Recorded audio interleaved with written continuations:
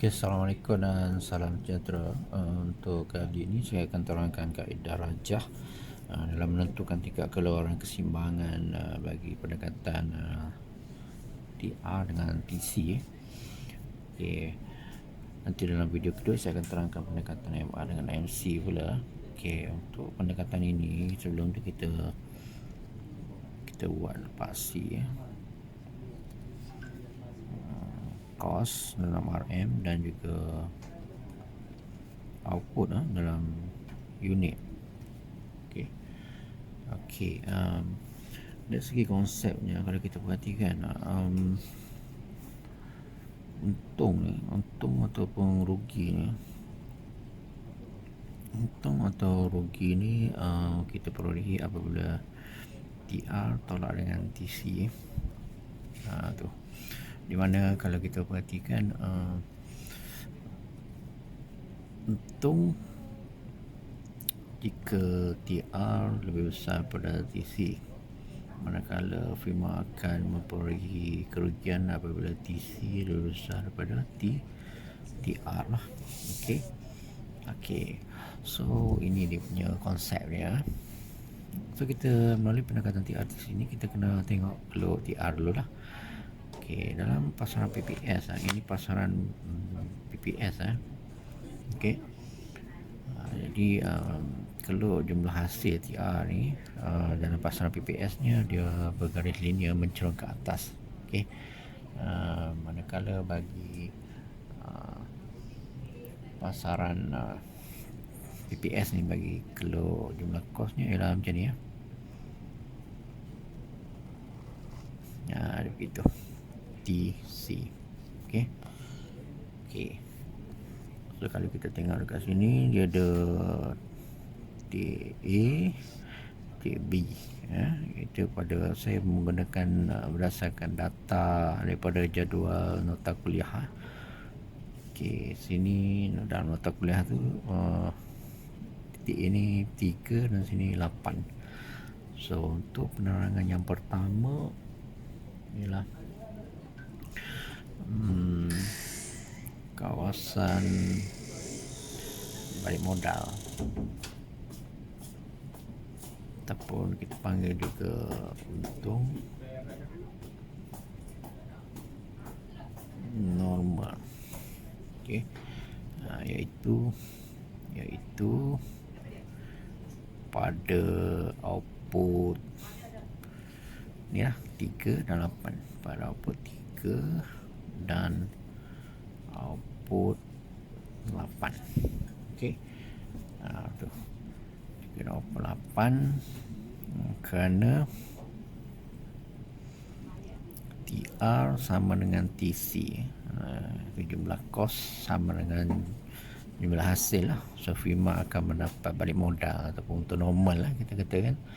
Okey, yang kedua kita tengok kepada kawasan rugi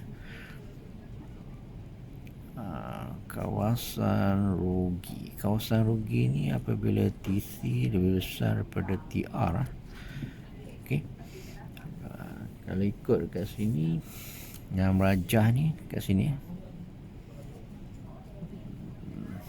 Okey, tu sebelum 3 iaitu sebelum output 3 dan selepas output 8 unit. Okey, sini saya tandakan lah. Ni kawasan dia dan ini kawasan dia. Okey, maknanya kawasan rugi ni sebelum output 3 sebab TC melebihi TR, kawasan blorik ni, dan selepas output 8 kita dapati TC juga lebih besar daripada TR, kawasan blorik ni. Okey, so sebarang pengeluaran sebelum output 3 dan selepas output 8 ni firma akan mengalami kerugian dalam pengeluarannya lah. Okey, yang ketiga adalah kawasan untung. Okey, kawasan untung ni apabila jumlah hasil TR lebih besar daripada jumlah kos ataupun TC kan, TR lebih besar daripada TC. So mana?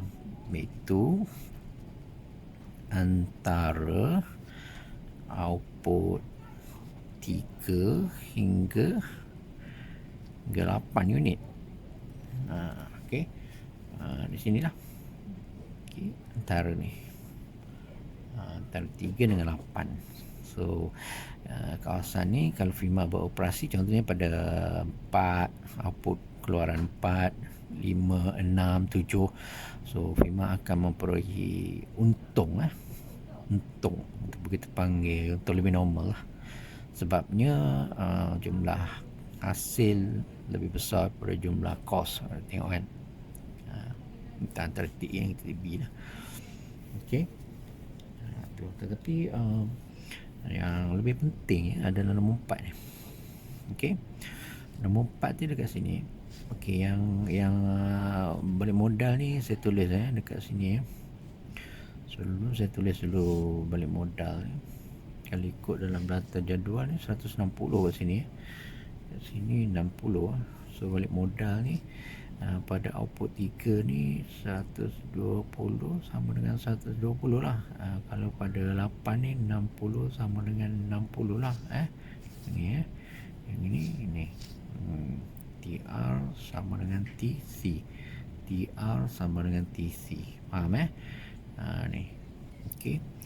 Untuk yang tadi lah saya terlupa nak beritahu pada M1. Sekarang kita pergi nombor 4 ni pada kawasan untung maksimum.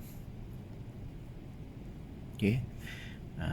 Kawasan untung maksimum ni ialah iaitu pada output 6 unit kerana kenapa pada output 6 unit? Okey, berdasarkan kepada data dalam jadual tu dekat sini so dekat sini jarak menegak antara ni